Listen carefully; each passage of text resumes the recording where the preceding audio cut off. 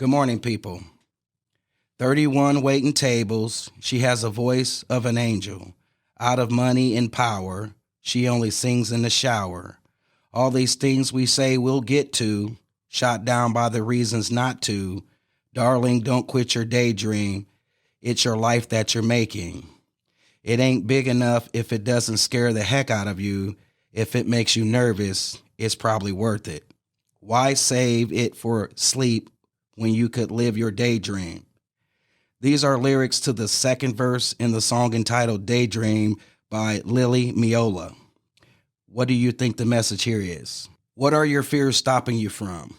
Are they stopping you from starting that successful business, asking your future spouse out on a date, or maybe mending that broken relationship you've desired mending more than anything in the world? Are your fears stopping you from saying, I'm sorry, I love you, I trust and support you?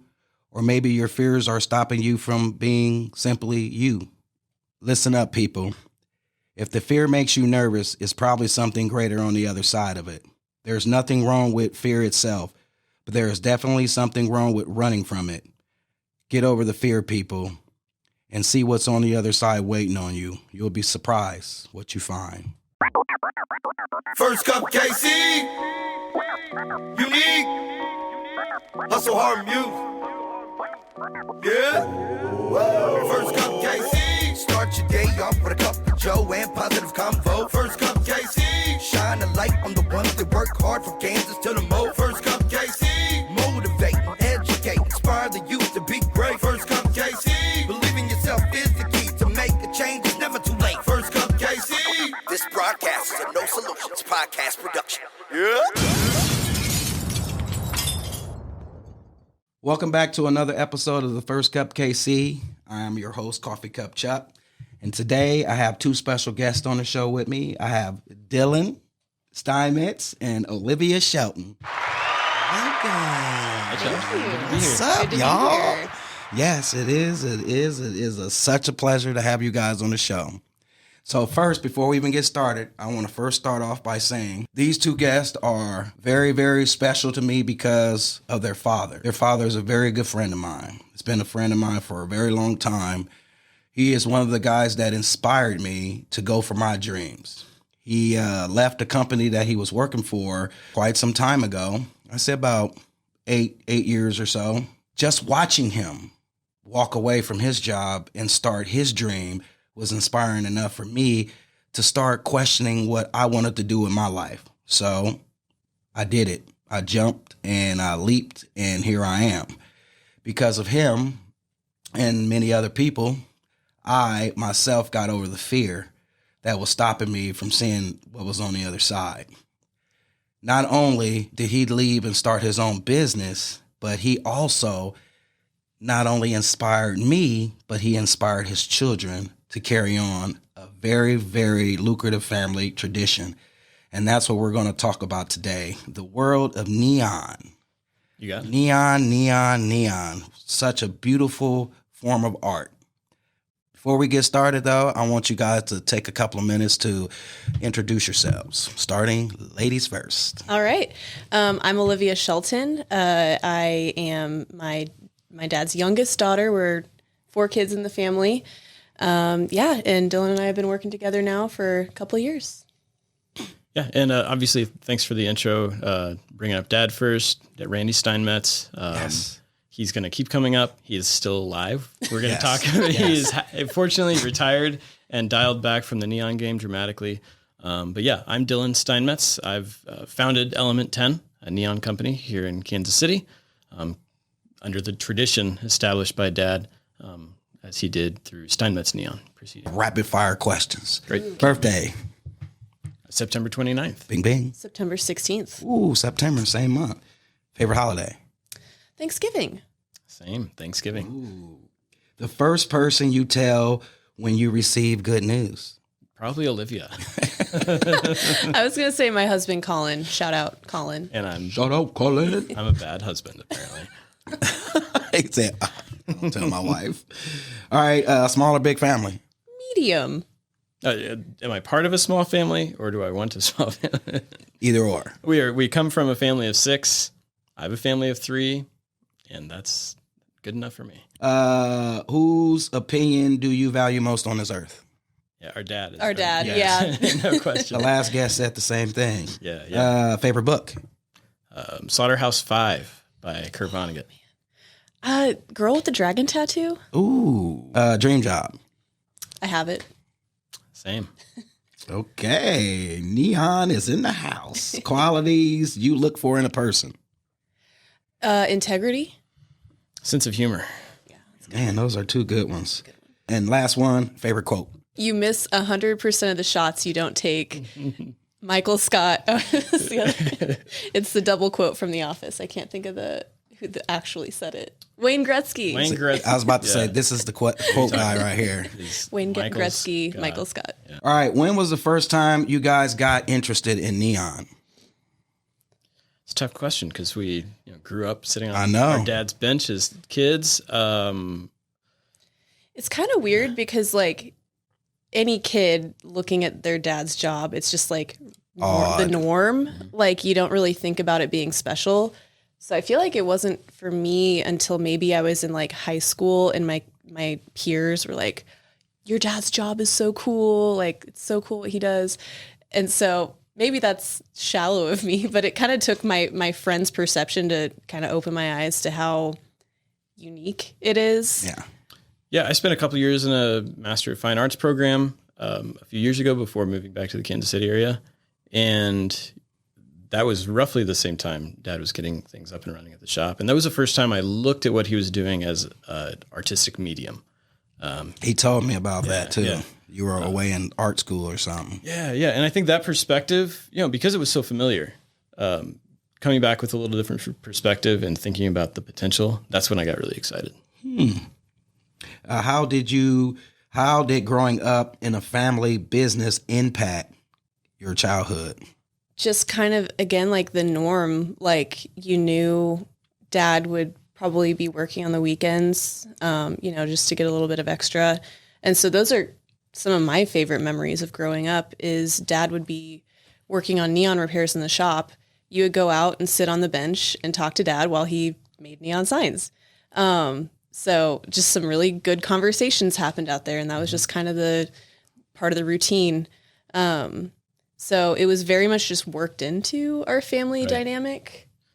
Yeah, and I think there was a lot we learned kind of subtly about commitment. Obviously, everyone loves to just kick back on the weekends, and I don't have to explain to you, he's never complained. Never.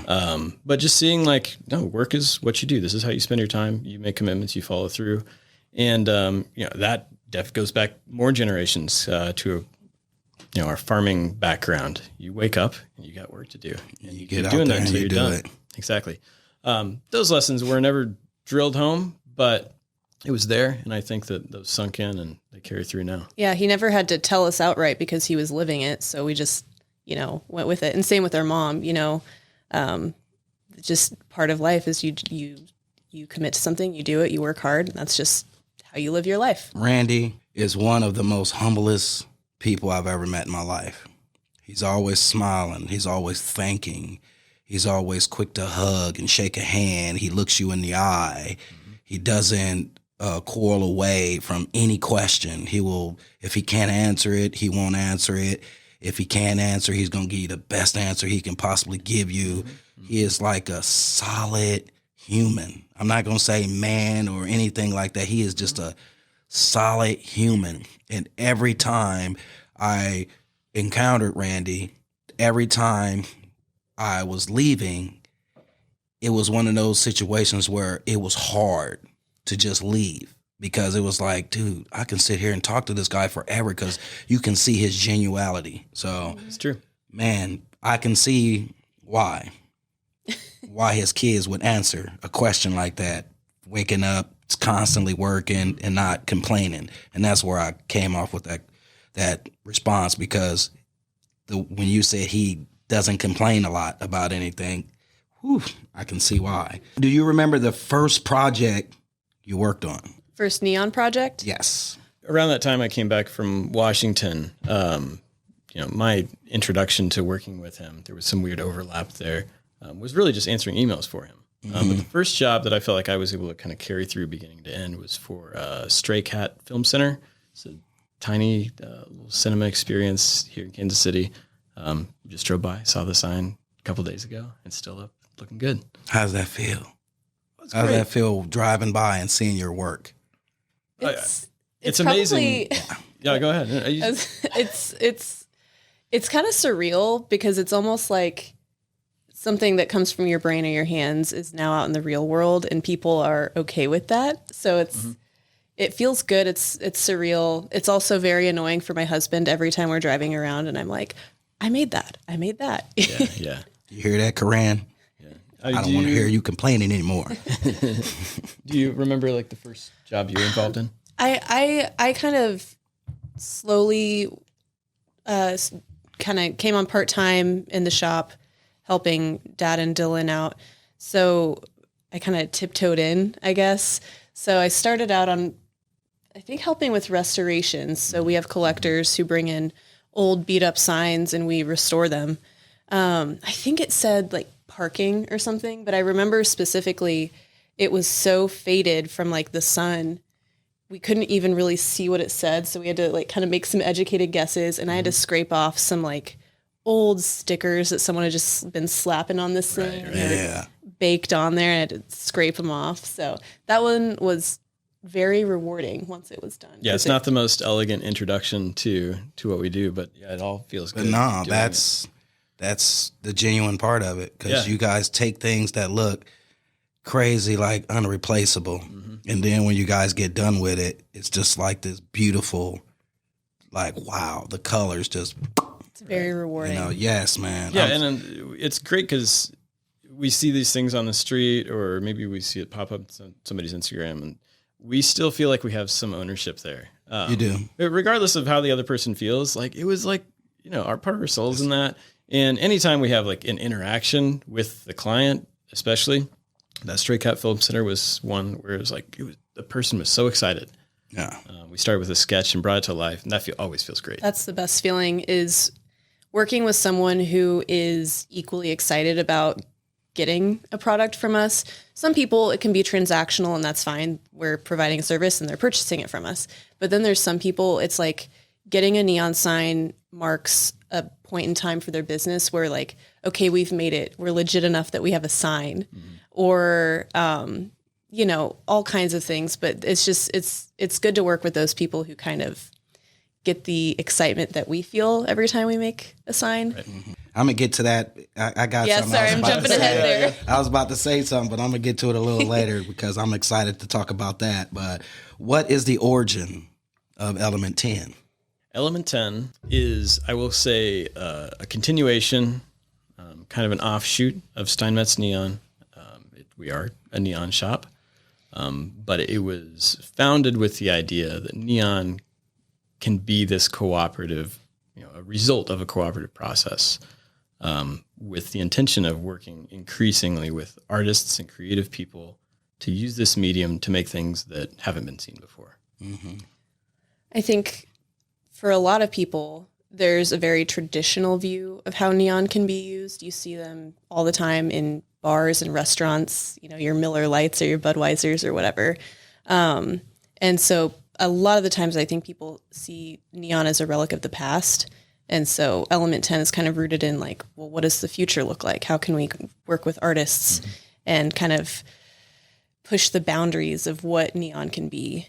I remember when I was just down at the shop last week, I asked a question when you guys gave me the actual business card.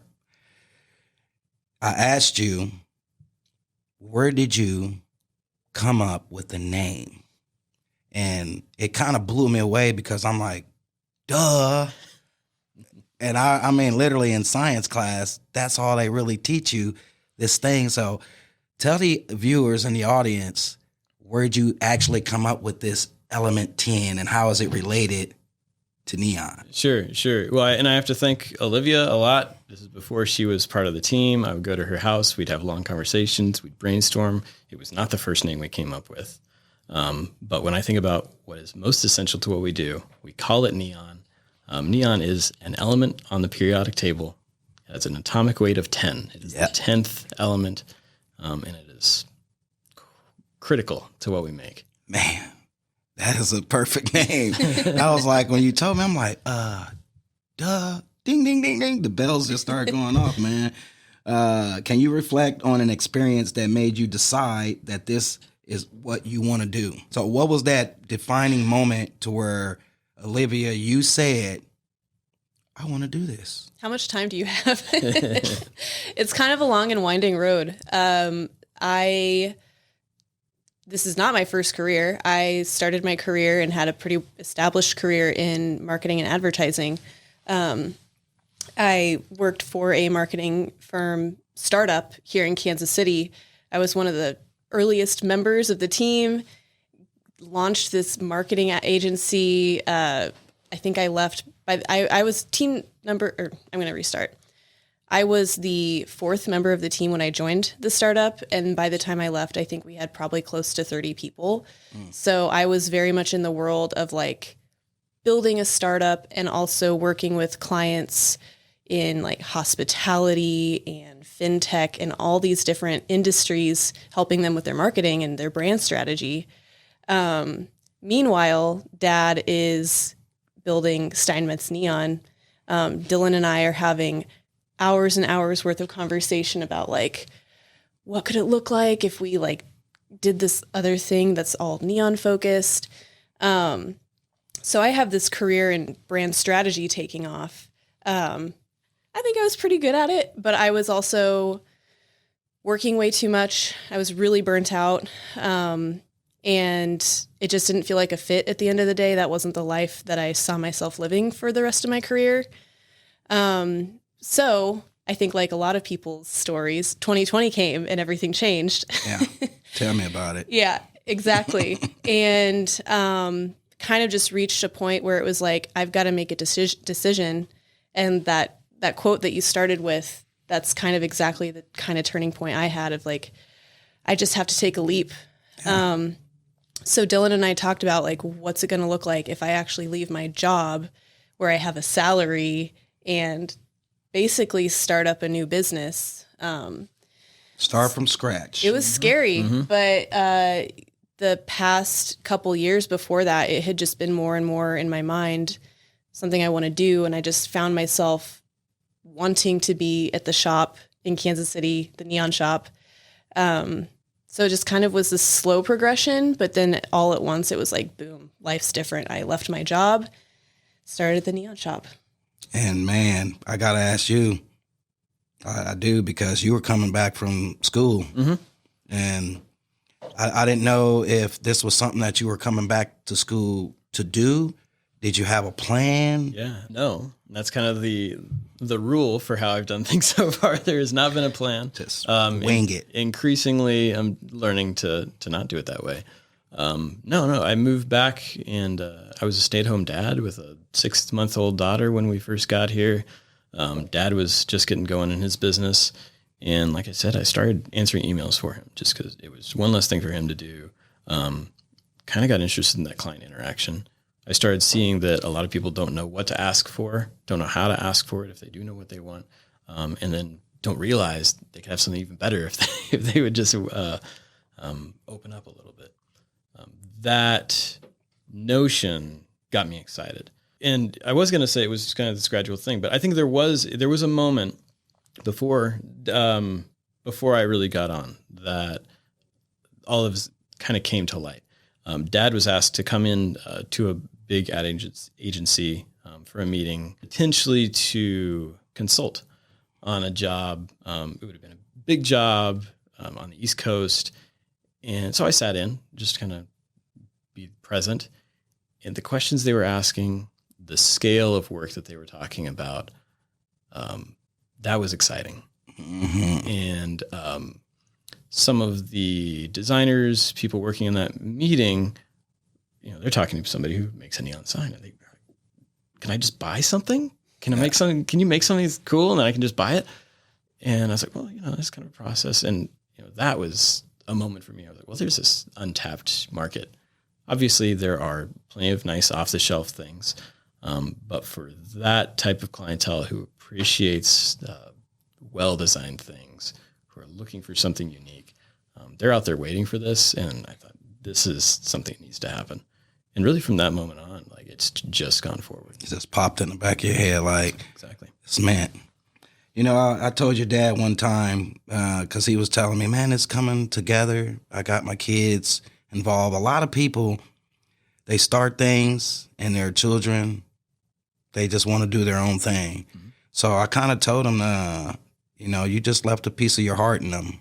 And the thing that you love became the thing that they love. Mm-hmm. So it's good to see families still, you know, trying to take things and carry them on, and not just carry them on, take them to a total different level than what it even started out as. He should be proud. And I know he is, because just seeing Steinmetz Neon go from basic repair and design shop to a architectural art design shop, it's like, man, and people say neon is dying, but neon's popping up in offices, not just outside advertisement. Neon's popping up and just lighting up bookshelves. I mean, because it's a touch, and I don't want to get too far, but this is warming just listening to you guys talk about this process of your life and how you went from here and now you're here. Yeah. But what makes Element 10 different from other neon companies? As a brand strategist, I feel like I should have like an answer like that. But I think there's a couple things.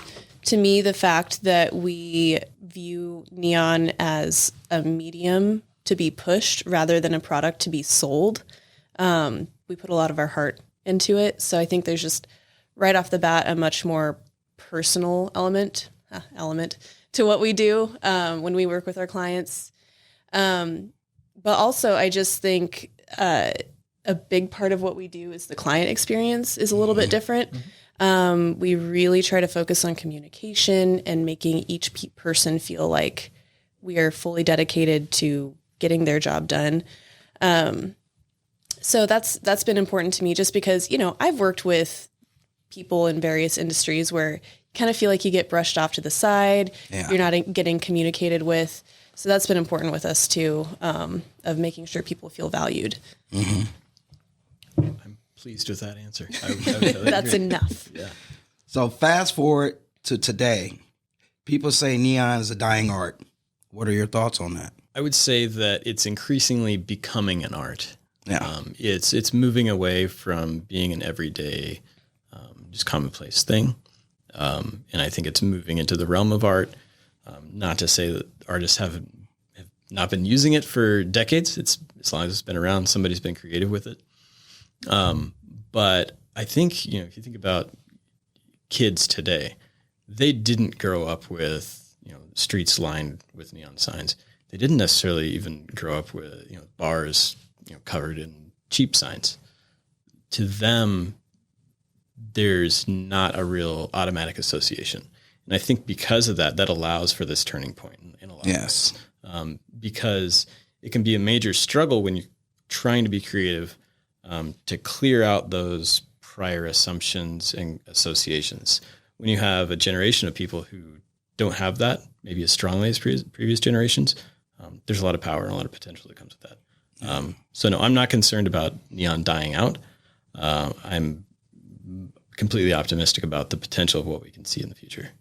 Yeah, I feel like the demand, as far as we've noticed, isn't dying out. Maybe not on the scale that it would have been in the 50s, 60s. The demand doesn't seem to be dying out. And also people interested in pursuing neon as a craft or a career. I'm still seeing evidence of a lot of young people getting into neon tube bending, pursuing it either as a trade or an art form. So that's really cool to see a lot of other young people, a lot of young women getting into the craft across the country. So that's exciting. So I wouldn't say it's dying at all either. I would say actually it's coming to life because you can take an old Buick sign like you guys have hanging in your shop, Right. and you can add neon to it. And that old rusty Buick that old rusted Buick metal sign just came to life. So people would say it's dying, like down in the Westport area. They got a bunch of stuff grandfathered in to where you can't even put new neon up, but Right.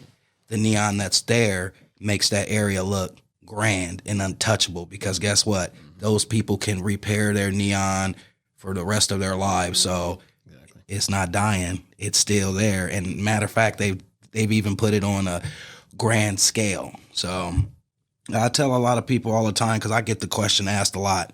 Oh, well, you got this neon sign, a lot of people say, just turn it to LED. Well, guess what? That's fine because it's just lighting light.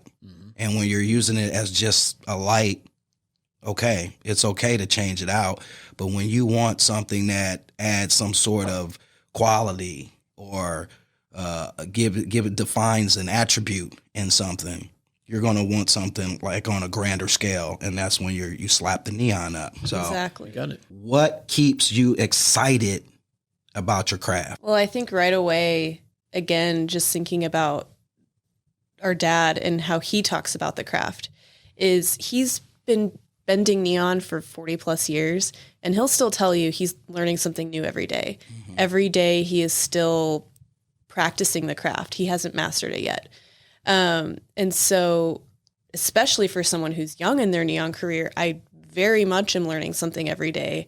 And every day I'm nerding out on something cool about the process of making neon. And again, just those client interactions are very motivating. I'm constantly seeking that, like, making someone feel special or understood.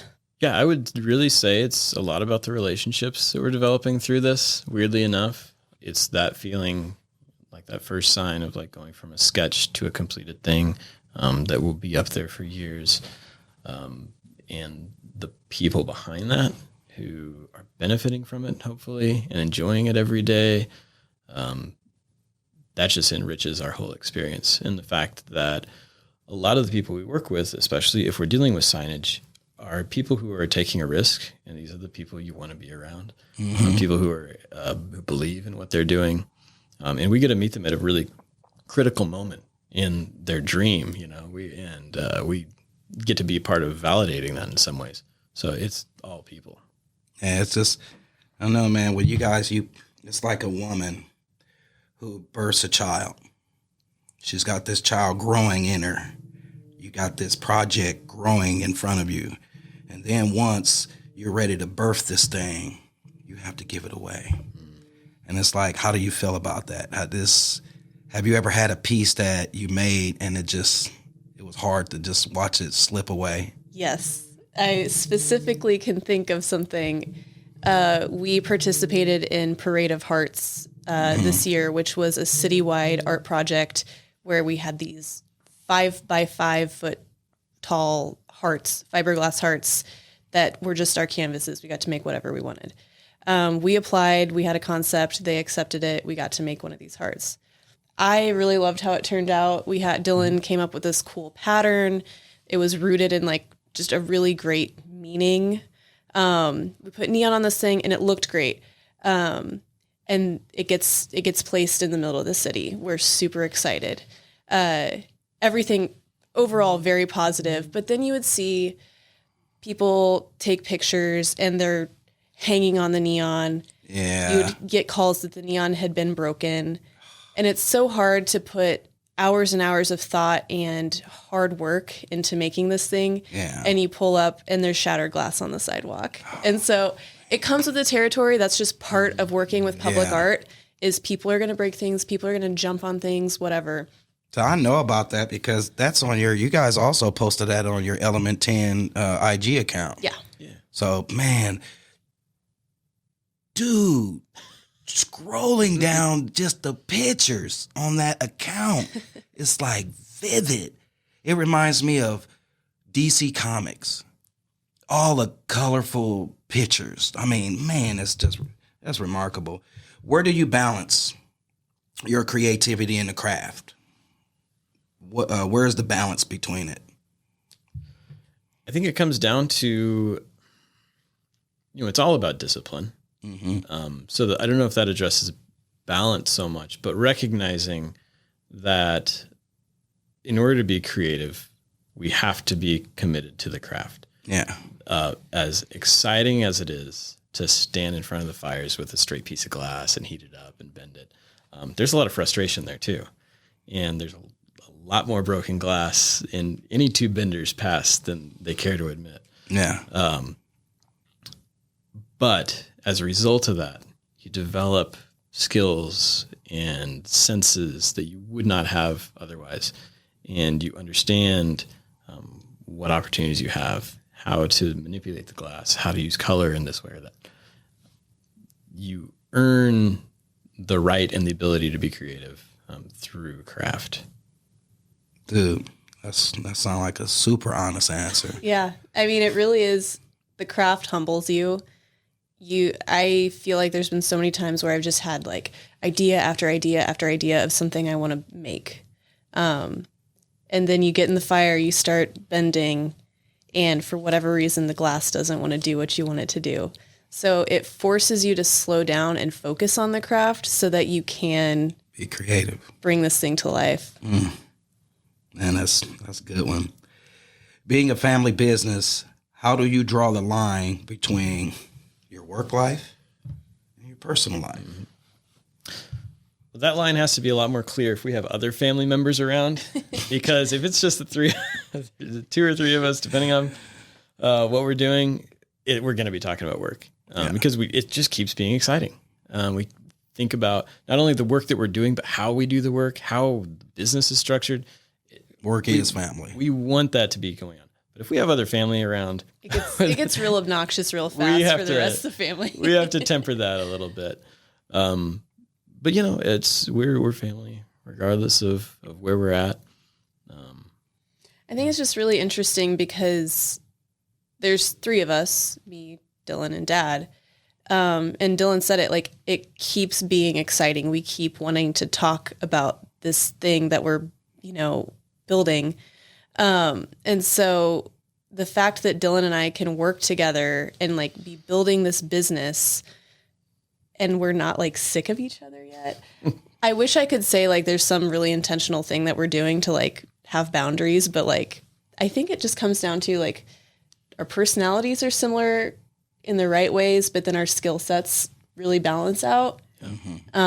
So we're able to kind of tackle different parts of the business and then work together where we need to. Yeah. It goes back to that heart. It's a piece of your dad's heart, man. Exactly. And that's the nice thing about Dad's role in all of this is he's a mentor. He's kind of our sensei.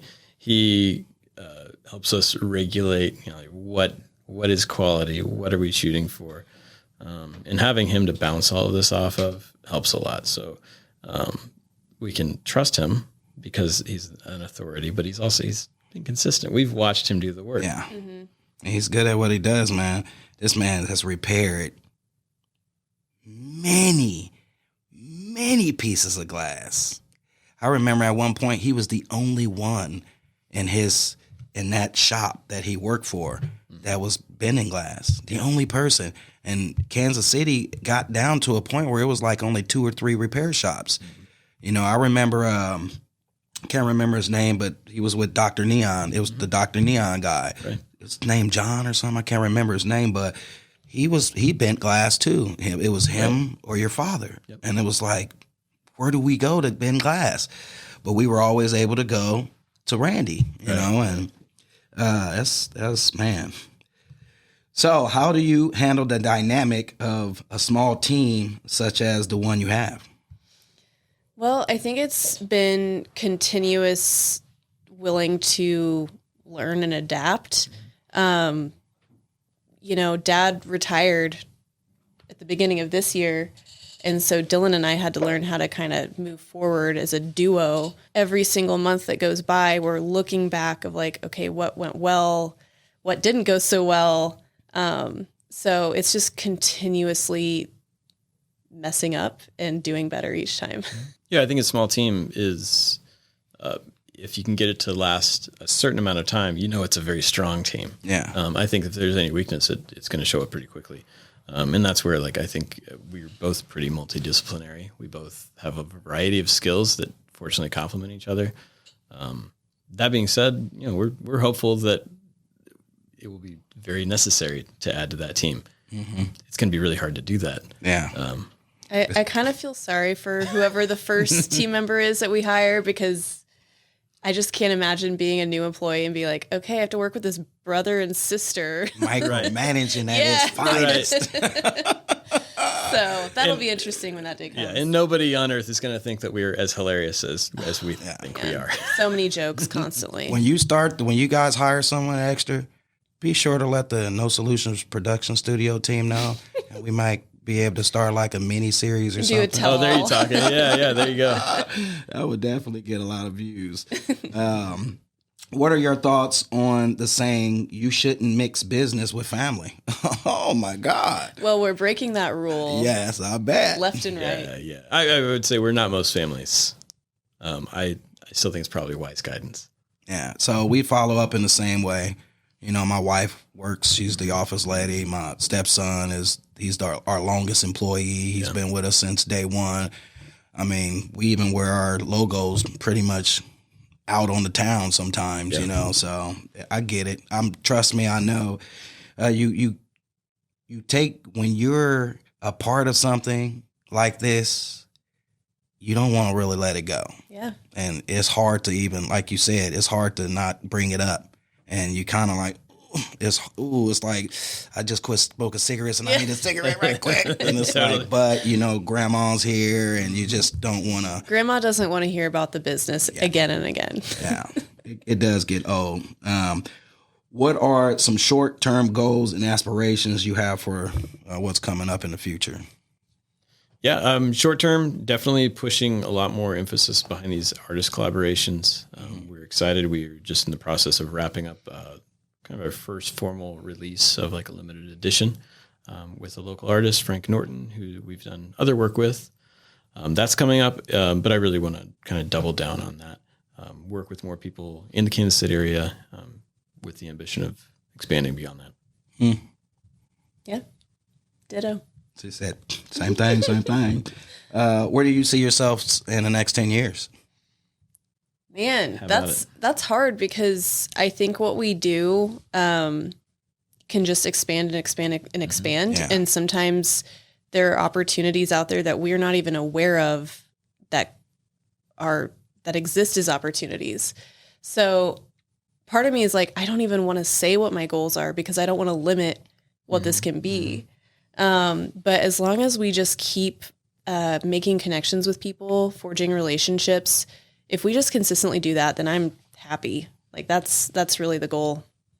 Yeah, if we stay on the trajectory that we're on right now, 10 years, I want to be thinking about making bigger things. Like branding. Exactly. Branding, but, things that are not necessarily motivated, by the same things that motivate signage, art pieces, experiential pieces, working with, like I say, people outside of this area, higher profile people. That would be an upward and forward direction from where we are now. But also just think about the way that we have approached working with a neon shop, and the way that by applying kind of a business approach, or even a philosophical approach to this particular shop, thinking about how we could apply that to other crafts as well. 10 years, I can see this idea behind Element 10 expanding to other disciplines.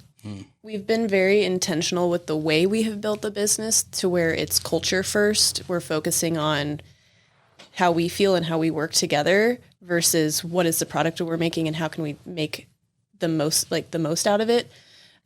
So by building a company culture first, I think it's setting us up in a very non-traditional way for most companies. We get to start from scratch. So again, yeah, like Dylan said, 10 years from now, I'd love to be teaching other people how to do the same thing with their business, of starting with your values and your culture first, because you already have a product you're going to sell, but how can you make it rooted in something more meaningful than that? You guys did a piece for Luminous Technologies people talk about it all the time. It's my pride and joy. Yes. It is very, very rewarding to me to look up on my wall and see a creation that came from my head and was passed over to artists who use the art of glass bending to bring your vision to life. When I look on that wall and I see that sign, it tells me that I took a leap. I took a leap of faith and I went for it and I succeeded. And I've stood in front of that sign and shed tears. I remember calling Randy and Randy telling me to call Dylan. And I called you and you said, hey, sign's ready. Come down and get it. Oh, well, I don't really have the money right now. I'll just come get it because I don't want to break this thing. This thing's pretty and I want to put a lot of work into it. When I picked that thing up, I picked it up like it was a newborn baby leaving the hospital. And I babied it all the way home. And I'm serious when I say this.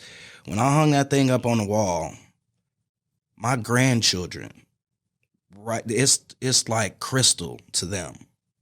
They don't play basketball, football, or anything around that thing because that's a symbol. When you guys make these pieces and you give them to business owners, this is what these business owners feel like. You guys take these pieces and you bend them and you let them go, but they don't go. They are rooted. And I appreciate the piece that you guys did for me because, like I said, it shows all the hard work that I did. And I know you guys created the piece, but what it does for me personally, it lets me know every time I feel like I need to reward myself for something, all I have to do is light that thing up. And just seeing that green and that yellow come to life tells me that I'm doing something right. So I appreciate that because you guys getting me, I'm about to tear up. Oh, fantastic. No, that means a lot. That like bottles up exactly what we want every person to feel like when they work with us, because it's more than neon just for us. It's more than just a product that we're selling off the shelf. We put our heart into it. And like you said, it's a lit up representation of your heart. Yes. So that's exactly what we want the feel to be. Yes, and it is, man. Like I say, a lot of videos that I post, I'm making sure that thing is lit up because it's beautiful. I mean, like I say, the art could never die in a lot of people's eyes. Some people don't give a damn about light or color or illuminations, but for the people that do, it is rooted in their heart. So create the ideal perfect world. What would that be for you? That's a good question.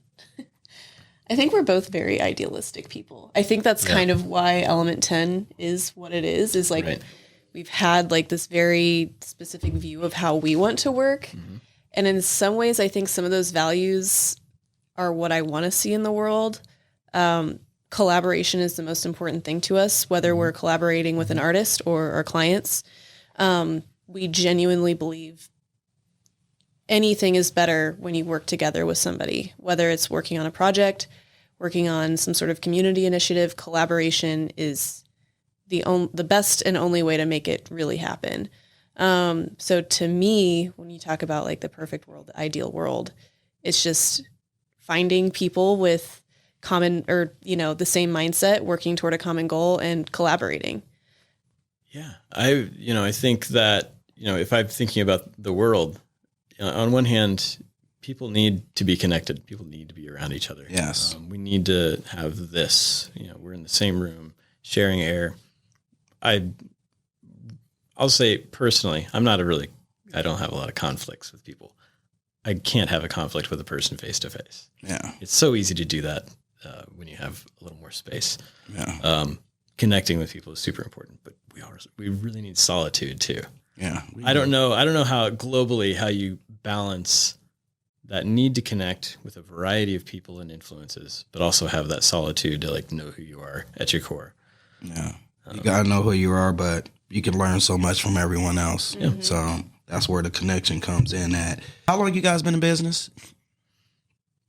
It depends on where you draw the line. Element 10 in its current iteration is basically January 1st this year, 2022. So January 1st, 2022, but it dates back 8 years with Steinmetz. Yeah, yes. And I was always running a separate business. If Yeah. we went like in the Business. weeds business wise, Dad and I were always separate businesses. I ran Dylan Steinmetz Art and Sign for a few years, developed the idea of Element 10, and that's probably been more like a year and really just like a year and a half. But yeah. Do you guys do repair? Because I remember your dad did repair work. Right. You guys still do that? We're seeing some repairs. Okay. There was a reason time why when, I'm saying that because some people that watch the broadcast, they Right. own properties, buildings, and Right. you know they might. if they own properties, there's a good chance that they can contract probably through a local sign company who would be able to work with us. Okay. We don't often do one-on-one. They'll be going through Yeah, me. they got a guy. So yes, we do. You know, there was a time when basically you had to say, look, we got to back much away. going on, yeah. Because as much as all of our clients matter, those repairs, They take away the big they, money. and even just the richness of some of these jobs that we're talking about, we have to choose how to spend the hours of our day. And if we're doing repairs all day, we don't get these moments like that what you had with your sign. It's about priorities. What positive message could you leave our audience with today? The idea behind Element 10 is that cooperating between different individuals, different disciplines can bring forth greater, more interesting results than any mind can in isolation. I was just gonna say, much less deep. I don't know. We're in crazy times right now. Be kind to one another. I guess I'll start with where you started, Chuck, at the beginning of this conversation, talking about how your conversation with our dad, you each felt listened to, you felt heard, you felt like a human connection there. So like any interaction you have, like there's always a chance to be a good listener, make someone feel like a human, make someone feel seen. So do that. How can anyone reach out to you guys and contact and connect with you if they want to? We are on Instagram at element.10 is our Instagram handle. That's element.ten. Yes. Good call. Or you can email us at neon, Neon, at element-10.com. You guys got a Facebook page too? We don't. We're only on Instagram. Okay. That's awesome. That's awesome. More color pictures and stuff like that. Exactly. Well, I want to say, Randy, you did well. You did very, very well. I want to thank you for, you've done a lot in my life. The talks that we had were always awesome talks. I never came into your shop once and dropped a piece of glass off and left. I always walked in your shop and I was able to walk away with something. And you just don't get that in this world today. So I just want to say thank you. Thank you for taking the time out of your day when you had a busy day to talk and network and communicate. You lifted my spirits in more ways than you probably will ever know. And I see you're doing the same thing with your children. Thank you for letting me borrow them. And good luck in retirement. You did well. Yes. Thank you guys for joining us for another episode of the First Cup KC. I hope you guys enjoy the rest of your weekend. And as always, stay positive, people.